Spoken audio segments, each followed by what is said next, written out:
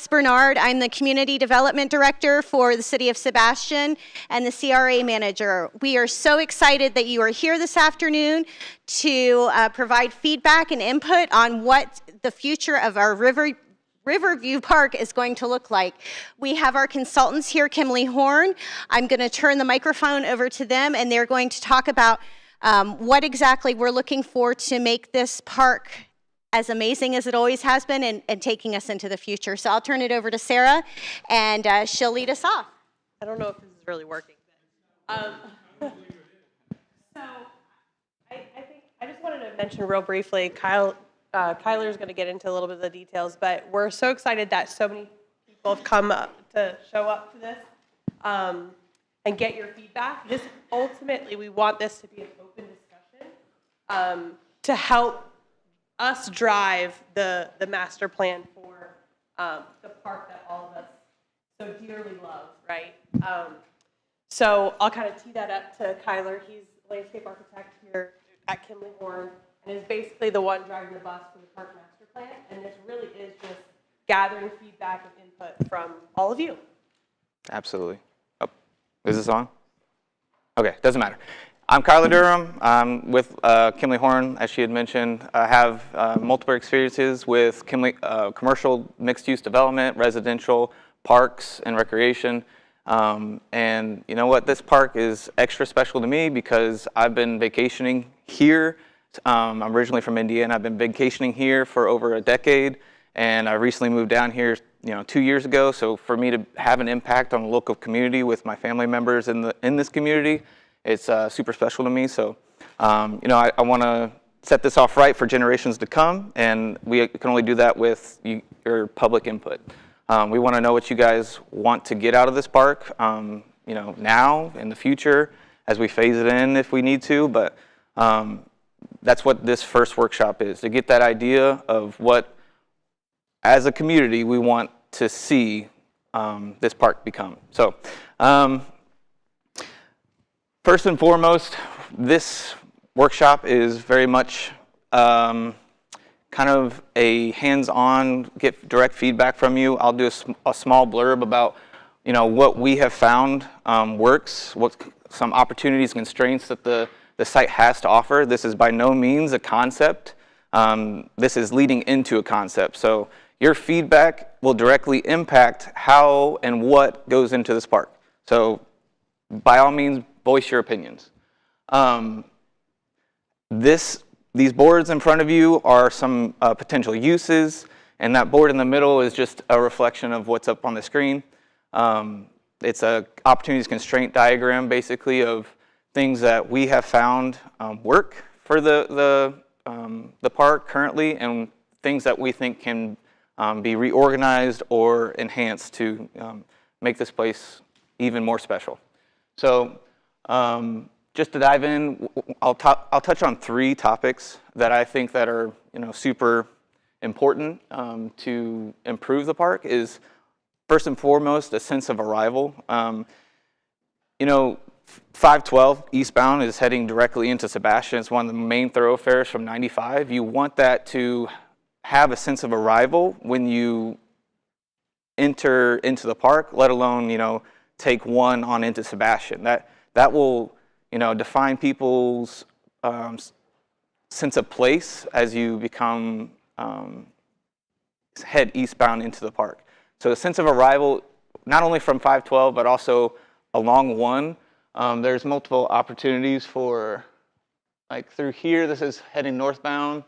Here, this is in a sense of arrival from the parking lot just north of the park, northwest of the park. That's basically where all the boats and event parking happens. I know parking's a big deal in this area. It's always overcrowded, especially when you have boat events or all these festivals that we so much enjoy. But to have a sense of arrival, even from the parking to the park itself, is important. Improving upon the pedestrian circulation in the site. Everybody loves to go into the park and walk around. What that experience feels like, what that sequence is, that's important. Having that connection, especially along Harrison, that road, what could that be in terms of pedestrian connection from 1 to Indian River on into the Riverwalk Trail? These are things that we need to consider as we progress towards enhancing this park. So pedestrian circulation, a sense of arrival, and then uses. So like I said, these boards have multiple different uses that could be programmed into the space, but also you guys have the plaza space in the center of the park. You guys have, or we have, I should not say you guys, we have the playground, the splash pad, the Veterans Memorial.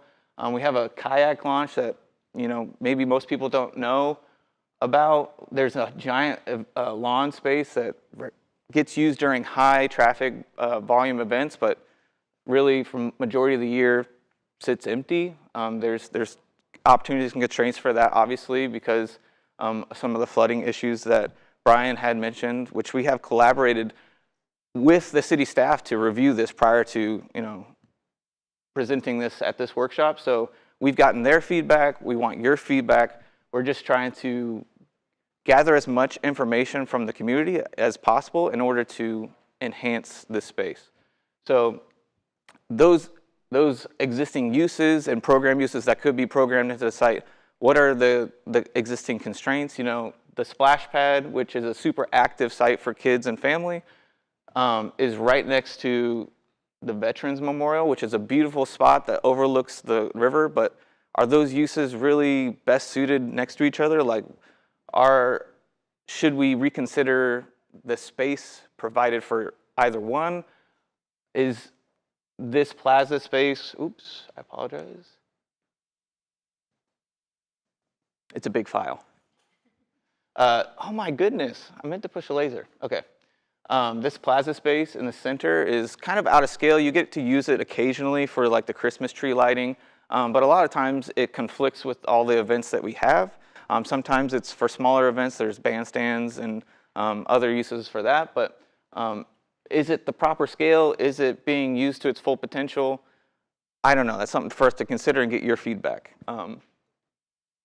There's multiple kind of constraints between the volleyball court, the playground, and the splash pad. The disconnect of how people use that space is something to consider, because those are active elements of the park. They're destination points, but also when we were meeting with Sarah mentioned families want to be able to use that space as a whole. Those elements, I should say, the amenities of those spaces as a whole. Say you have a party and you're wanting your kids to be able to use the splash pad and a new playground, but you have to cross this busy street of Harrison. How do we traverse that safely with the kids? How do we signify, hey, this space could be used in a better air of light? But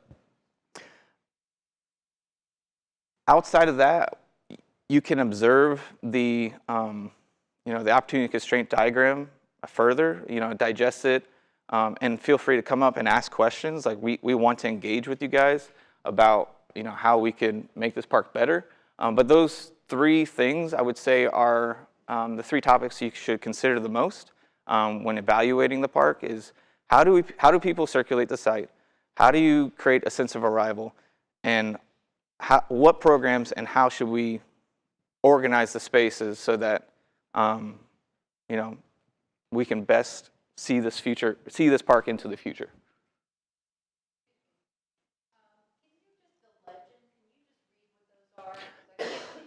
Oh, I apologize.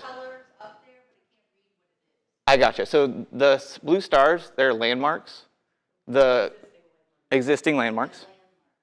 And landmarks, I consider to be like the clock tower, the plazas, the small fountain plaza space in the center. Some of the signage for the existing signage off of 1. There's a well house, which isn't necessarily a good landmark. It's kind of a maintenance eyesore, but I still wanted to point that out. the playground, the volleyball courts, the splash pads, the Veteran Memorial, those are like the significant landmarks.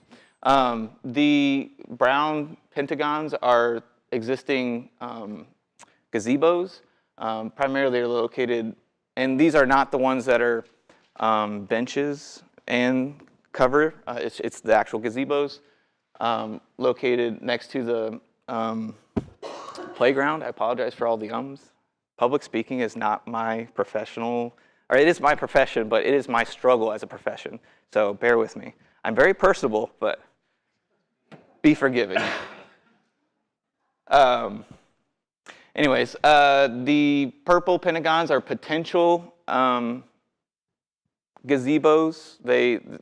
Areas of maybe we use different spaces to create enhanced destination points. For example, like the piers. What if we located and created a gazebo out there to create a destination point for people to have shade prior to going to the pier? Maybe they need a rest and come back for a drink. They're about to go to use the kayak. They just need a rest from hauling their kayaks all the way out there. Maybe this trail continues all the way up Indian River Boulevard. Like maybe people just want us to take a rest at the very end of the trail. So actually, I think it actually continues down. So just opportunities for those other gazebo locations. The purple is what I defined as opportunity areas in general. So this is the corner of 512 and 1. What could that entrance sequence look like, whether it be vehicular or pedestrian, so that it's enhanced and it defines a sense of arrival at that corner? A smaller circle at the southwest corner, same thing. As pedestrians approach the site, what does that feel like? Does it feel safe? Is it more of a plaza space? The other squares and rectangles, there's a rectangle here that we wanted to put this as an opportunity for program use of get direct feedback of whether or not we should engage in a community center. Like we have an existing community center. We would like to incorporate that, but we want your feedback. It's like, is this necessary? Do we want to maximize the space along the waterfront and tie that into the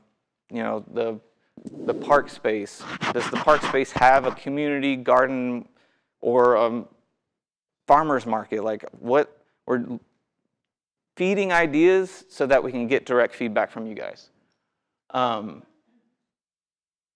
The yellow circles are areas of constraints. A lot of that is pedestrian circulation or conflicting uses. A lot of that, like I had mentioned, is the connection points between the playground, the volleyball courts, and then the Veterans Memorial and the splash pads. Those conflicting uses and areas that, could hinder the site from reaching its full potential. The red arrows are basically just circulation patterns currently. The yellow arrows here, which I realize are not in the legend, I apologize, but that's a lack of connection from the corners. A lot of parks, when you lay them out, because you're coming in from other blocks of the city, you want connections from the corners to bring them into the park rather than having to walk down the side and then into the park from more of a center location down the block even further. So that's just a typical pattern for pedestrian circulation. There's some existing vegetation that we were defining, and then there's the Riverwalk Trail, and then there is the potential for enhancing the landscape along one to help establish a sense of arrival, or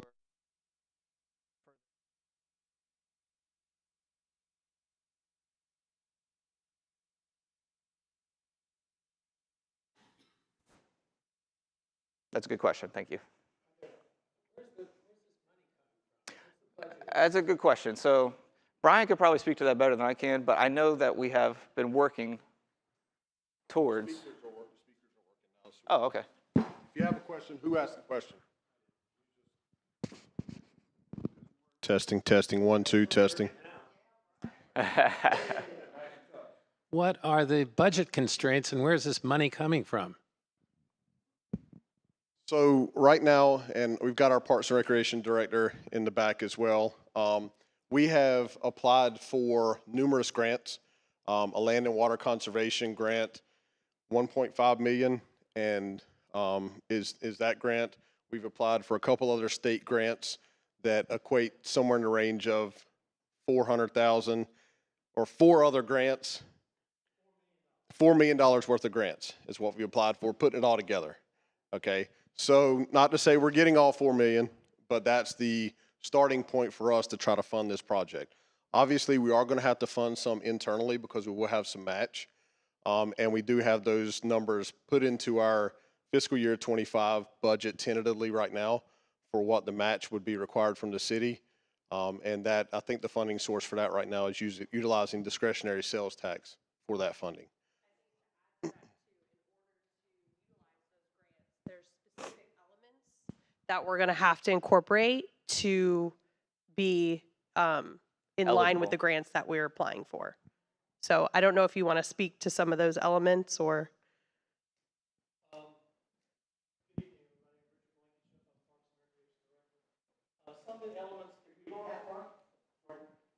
They want to see your face. Some of the elements that we have to have in here are pretty standard. Picnic shelters, water access, fishing access, volleyball of all things that we just have to have in there. Very standard parks and recreation stuff that we have to build or have in order to satisfy the grant condition. Other than that, it's like Good question.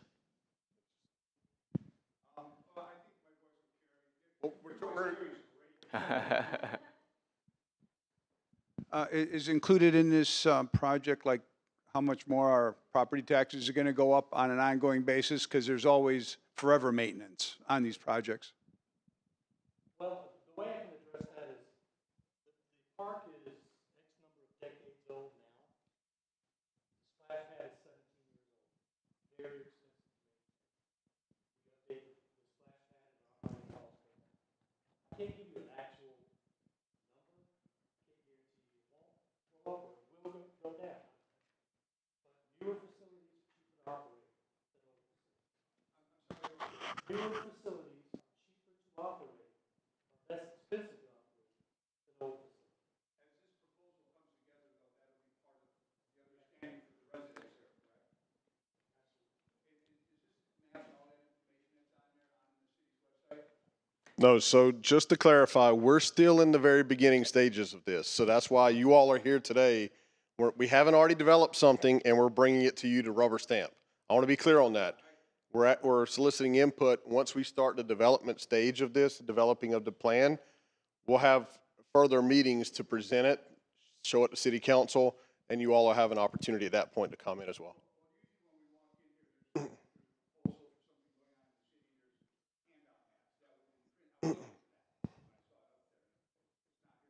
There's a lot of information that's being considered on there, and that takes time to digest. Correct. And we'll get you a copy of the map before you leave today, and then you all will have an opportunity to provide comments after this meeting as well. But let me clarify what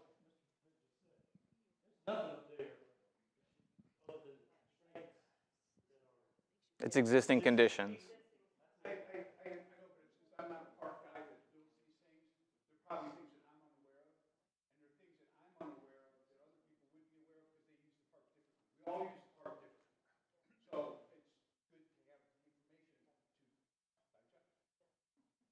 digest. Absolutely. Okay, so we're at the beginning of this process. What is the timeline? What is the time for Great developing the plan, implementing time? What's the end point? Do you want to speak to it, or I mean, our goal is to have something to present to you and City Council for the centennial celebration of the park. Like that is the goal. Oh, past that. Okay. The funding sources should be, assuming we get what we've applied for, we should have all of our contracts executed by the same time. Then we can go out to bid. The funding sources have a 3-year window that you have to complete the project within 3 years. So conservatively, I say no longer than, from shovel, something like 28, late 28. Yeah, so, and just to clarify, the reason we are passing the microphone around is because it is on Zoom and it is being broadcast out. So we want everybody that's on Zoom to be able to hear what's being said.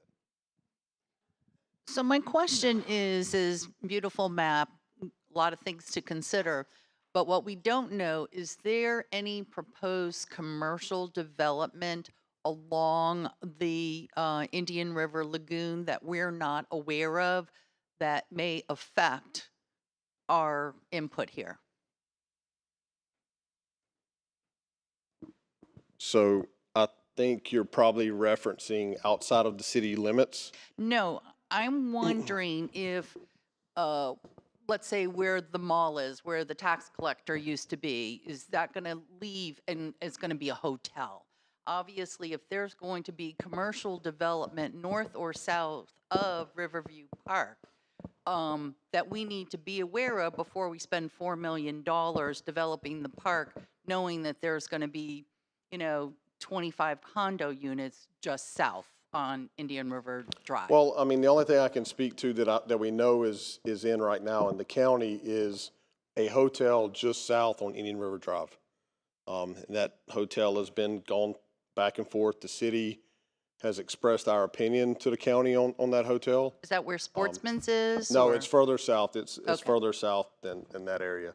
But other than that, there's nothing. There's some on US 1 South as well in the county. But other than that, there's nothing right now that's in the queue for that area. And the question for that, and I don't mean to take up time, but I think what a lot of people are getting into is a very walkable recreation area instead of 2 huge pavilions with picnic areas to scatter them along, the park, very walkable, maybe getting rid of car traffic off of 512 East and south of there. The problem always is parking. So if you want to create a walkable area for the community, where are we going to park? Because not everybody lives right there. So that's my question is, as far as commercial development, is there anything that's not going to be available? Where are people going to come in from? Where are they going to park their cars or put their bikes? That's my question. Your concern is in regards to parking and what's going to happen on the property that the city owns as far as parking is related, correct? Okay. Okay. All the way over in the hat.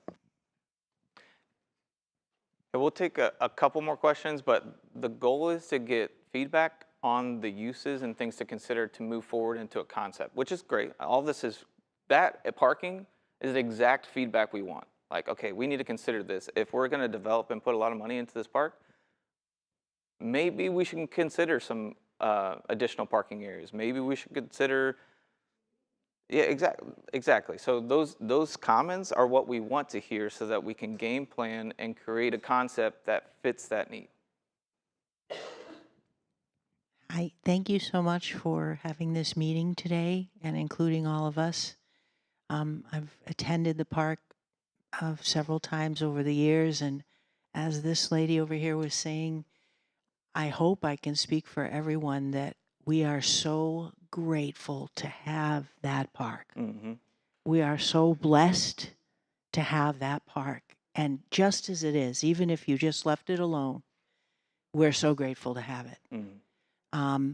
I've been to a lot. I'm very much a park kind of person. So right away, what I see when I look at that beautiful park is a need for more. If you look at the Route 1 side, if there were a way that you could plant native shrubbery that would be able to deaden the noise of the traffic and give folks more of a feel like I'm in this park right now. Mm-hmm. I want to be, when I'm there, I don't want to be reminded of all of the traffic going back and forth wild and crazy and driving and all very fast and everything. So I think that there's a great opportunity for native shrubbery. There's a real need in the park for more plantings, more shrubbery, more care and gardens of that. Mm-hmm. But as the lady said, what I see is everybody wants to walk there. We love to go to the events that are there that are so wonderfully put on by all of those involved. And I think that allowing families to be able to be, and the splash pad is fantastic and gets a lot of use. And then the volleyball gets a lot of use, and all of us going and sitting along the water, more benches, more planting. But I feel that if you could find a way to seclude that park a little bit more. I understand your point about its entryway to it. And a lot of parks that I've been to, as you said, they sort of have this entryway that there's no doubt this is the way that you get into the park. And they have a couple of those. Mm-hmm. But then to seclude the park a little bit and make it a little bit more like you are Intimate. in a forest, you're in a garden, and this is our Sebastian's beautiful gardens. So that that was the one thing that I noticed as you go there, you can see that, and I know that shrubbery is expensive, and this is a great deal of money that you're talking about. So it would need to be native shrubbery that can grow in the shade.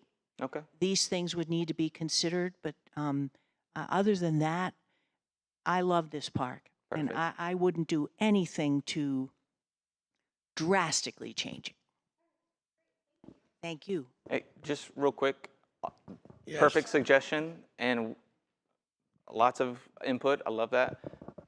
I would love for you guys to be able to write down the suggestions. We have those suggestion pages in the back that you guys would write down your thoughts if you don't feel like you can get your thought in at this time.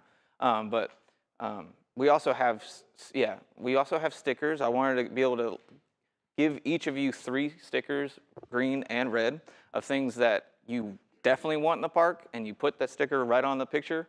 And the more stickers that are on that picture, that's direct feedback on what you think is important to the park. And then things that are red are like, okay, I don't want that in the park. Get that out of here. So, okay, absolutely. It's all. Son, I came here 16 years ago. It was a quiet little town. Your park has made no changes other than putting trailer parking restricted on holidays for the boat ramp and the Veterans Memorial. The splash pad was there. The parking field down to the south was there. The piers were there. Nothing has been changed in 16 years. You did a little maintenance on the walkway in the park area itself with the trees. You're keeping vehicles out. Well, go there before an event and you'll see the vehicles that you think you're keeping out. They're driving all over it and damaging the walkways through there and the grass and etc. 16 years ago, I came here, there was a city manager, Al Minner. I mentioned to him, you've got 2 public fishing piers that were under a grant only for the use of the public fishing. I said, why don't you look at getting grants to put boat ramps in between that, a boat slip, a launching area? You've got a big empty field at the south end of the property here. The answer came back, every opportunity they had, Corps of Engineers won't allow it, FWC won't allow it, etc. And the other thing is, when we get a heavy rain, that parking field, you'll lose your car in it because of it was never filled, stiffened up, so that you could actually use it during wet weather.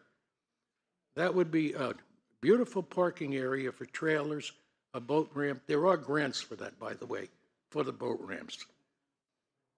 But it was just passed off, ignored, and let go. The other suggestion I had was like we have the fairgrounds down in Vero. We have Navy property that we have an airport on, we could put little roof shed type structures there and run it as a fairground. And we could move a lot of events into that area. People going to the art show, which is there almost every month, all the same people, all the same paintings, etc. There's nothing changing there. And we're also in this Sebastian 100-year centennial. Well, the only thing I see is a bunch of art shows for the whole year here. I came from an area that we had a centennial. Well, we had park events, we had fireworks, not just at the day of the event. We did it the year preceding it. Then you're talking, you said you wanted to have a pavilion or some building for like a meeting hall area. So what did we do? We sold the maintenance department property, which already had buildings. It's right here on 512, coming on the entranceway into the city, and we sell it. I don't know what you got for it. I have no idea. And where did you put the money? Thank you. Yep. We have one more question in the back Just here. a quick reminder, we're here about Riverview Park. Let's keep it specific to Riverview Park, and let's build upon what we're trying to do here, okay? I have a question here in the back. Thank you. Thank you. I'll be quick. I'm seeing that you have a proposal, and I'm wondering two things. One is, are there any other proposals? Is this the only proposal we have on the table? And the other question is, what about the art shows? A lot of people enjoy the art shows, and are we still going to have room, space, whatever we need for the art shows? We all want to go to the art shows. So just to clarify, this is not a proposal. This is looking at what our possible constraints and opportunities are. There's nothing shown on here that is a proposal.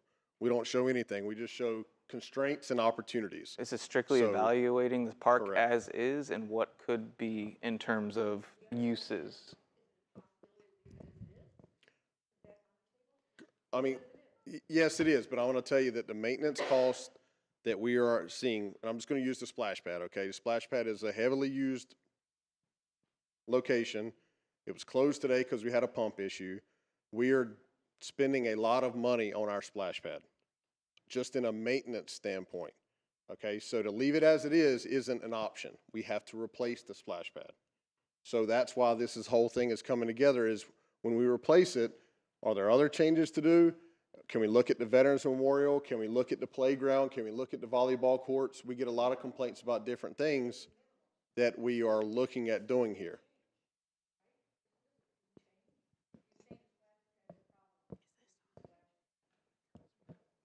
I think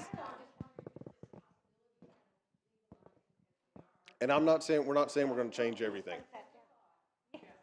I have another question here in the back. I would like to see improvements to the Veterans Memorial area. It is so hot sitting out there watching the ceremonies. We desperately need shade. We need walkways to it, especially for those who are handicapped. It's difficult to walk from the road and from the parking area if you're handicapped or just even have a cane. It's hard to get from the parking lot to where the ceremony is. And we also need seats there bleachers that can hold more people. And I think for the regular area, you might need to start planting some new trees. I don't know how long those beautiful ones that we have will stay. So, agree with a lot of things you said. In fact, those were some of the things I brought up to staff when we had a meeting before, this discussion.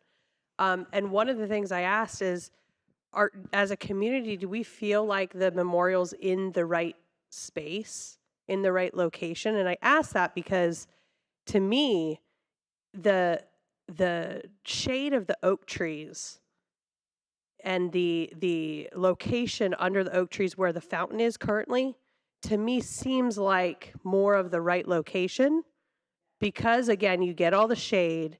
It's more of a passive activity, right? It's not next to the splash pad where there's lots of noise, lots of kids.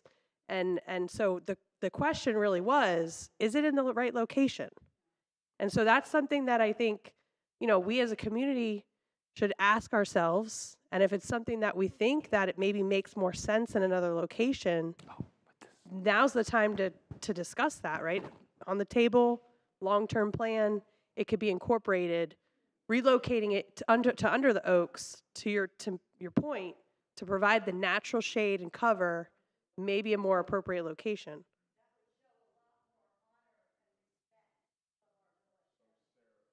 Sarah, the point And I think that that's more of a central location too, where people can, right now, I mean, I can only speak for when I go and use the park, right? But I think I typically see a lot more people walking around under the oaks. You don't see a lot of people going over to the Veterans Memorial except during those ceremonies. So I think that bringing that to the oak tree area might, again, get people over to the memorial more frequently. So.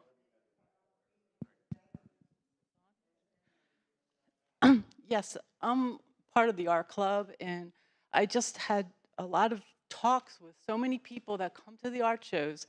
And one of the things that I found is the lack of understanding for those people that are handicapped or older.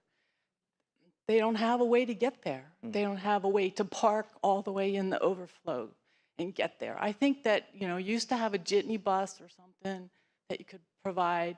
The parking lot, the overflow parking lot needs to be leveled out for sure.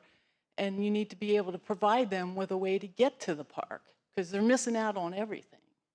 Okay, and also the walkways that are there now, they're 2 inches higher than the ground on either side of them. So they are also hazards for older people, stepping off, falling when they come up. And I also had another idea about how we unload our stuff. There's not enough handicap parking. The way they close off the streets when they have the festivals, and that makes the parking even more of a problem because they can't park on any of the parking along Indian River Drive. So there needs to be a way to get the people from a parking lot, wherever the parking lot is. It could be right here in City Hall. It could be right here, and you could just provide buses that come and take the people back and forth. You don't have to put it all right there, especially those that have walkers. They can't park the car and drag their walker and that whole thing. So that's all. Great feedback. I appreciate that. It's great feedback.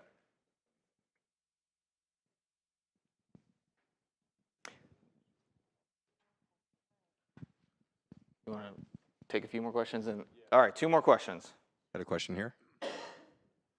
Yeah, the beauty of the park is people can walk it, and so if you try to change some of these things, you're going to end up changing the whole consistency of the park. And when we first came here in 2004, that was one of the first places we went, and it was just really kind of a magical place. We got our Christmas gifts there.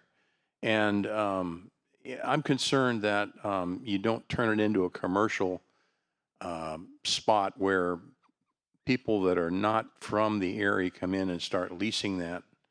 And every other day that there's a festival there for 3 days, and that kind of eliminates the charm of the city. It would be like if the city council said, well, from now on, all of our development has to be just like South Florida. It's all gated communities. We can't have connectivity anymore. That would kill our city. That would kill our vibe. So as long as we change the park, but we keep the DNA the same. Agreed. I like the idea of coming in from the corners, maybe changing some of the access points to the park is great.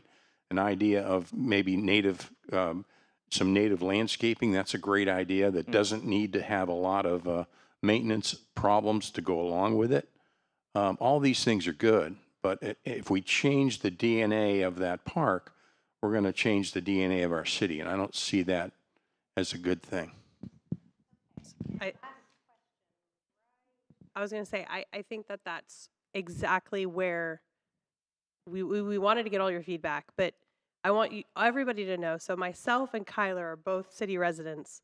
We're both users of this park, and we know how important this park is to the city. I mean, it's And the where I take character of my the city. kids. Yeah. So, I'm with you on that. Changing the DNA, we don't want to do that. We just want to enhance it, Make it safe. with the opportunity that the city's been given with the grant money. So. My idea is, I wonder how much would it cost you to move all those from the veterans someplace else? What is the price on that? Did you look it up yet? No, we're No? at the super beginning stages. It's just a thought of, hey, Yeah. this is a super hot space. Because there's so many things at the park, and John and I walk the park all the time, that the piers need to be updated, they need to be fixed.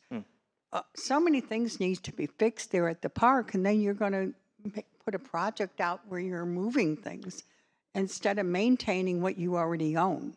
I've been here since '87, so I'm part of it, and I don't feel as though it's being maintained.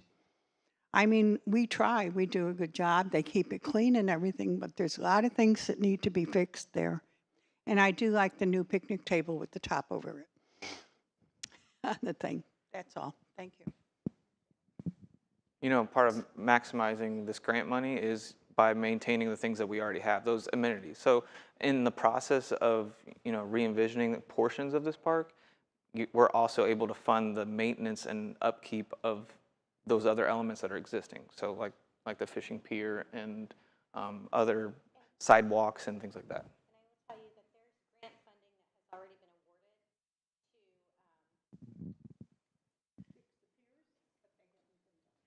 to It's in process, I promise. It's just started, but there has been grant funding that has been awarded to update those piers there. So we work on it every day, and you should see some physical progress soon.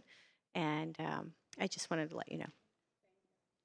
So I know that they want to break out and get some discussion from you all on what they have up front up here.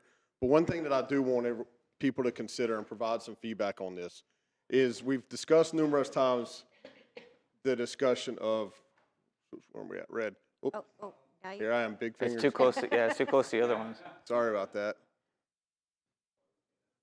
Exactly, right?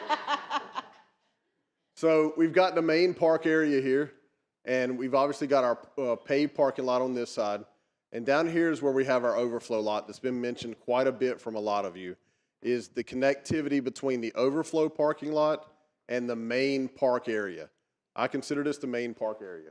Okay, that's where the majority of our activity takes place on a daily basis. You've obviously got the splash pad, Veterans Memorial, and Twin Piers. But the consideration is the connectivity between the overflow parking lot and how do we get, connectivity to the park on a more consistent basis with ADA compliancy and stuff like that. So, is there a way to kind of join the properties and be able to get people from this point here across to here on a daily basis, not just during events? And that's kind of a consideration that we've looked at from a staff level and going into this process. And once again, I want to make sure you all are aware. Provide all your feedback to us, whether it's today, next week, within the next few weeks. We've got maps on the back. We made some copies so that you all have this plan here and everything that's shown. But give us your feedback today so that we can take it into consideration as we're looking towards this, and also writing down your suggestions for staff as well and the consultants, because we want to hear what you all want to have at the park. Okay, I understand we're not coming in. I can promise you our plan with this is not to come in and completely revamp and turn this into a commercial place. We're here to honor, respect what's been done here in the past and continue to do it going forward. Just seeing if there's ways we can improve it. I promise you, my goal, the staff's goal, consultants' goal is not to come in and completely overwhelm and change this whole park. That's not the plan. We want to build on what's there and see what we can do to improve it based on your feedback. So I'm going to turn it over to Kyler and Sarah now. From the standpoint of parking and connectivity, it's that overflow lot might be more of a permanent parking area, right? And maybe there's more permanent sidewalks that get you to the main park area. I know that we close Harrison Drive frequently during events. Maybe there's a way to incorporate a plaza area or something like that to, again, encourage that pedestrian traffic across Harrison. So just some things to think about. So I had handed out all of the little stickers, and really, I think we wanted to kind of open this up to be a little bit more interactive. You guys can come up, take a look at all of the different program items, and just use your stickers as a vote. You know, Kyler had mentioned the green being something you like, red being something you definitely don't like. That will help us get, you know, more feedback. Also, just one last thing. If you guys have any other suggestions, feel free to come up here. I don't know if you guys have had a chance to grab one of those sheets, but please take one and fill it out. There's some in the back as well. So. A ton? Oh, a ton.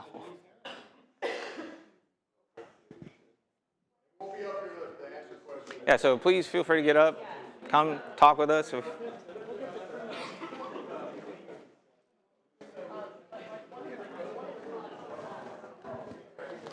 do you turn this off? You come for me? How are you doing, sir? Good. Tyler, How nice are to meet you. Nice to meet you. What's your too. name? Richard. Richard, nice to meet you, Richard. Signage. Signage. You know, we put those banners across. Oh yeah, I've seen that, exactly. For the concerts and stuff. Well, when you pull up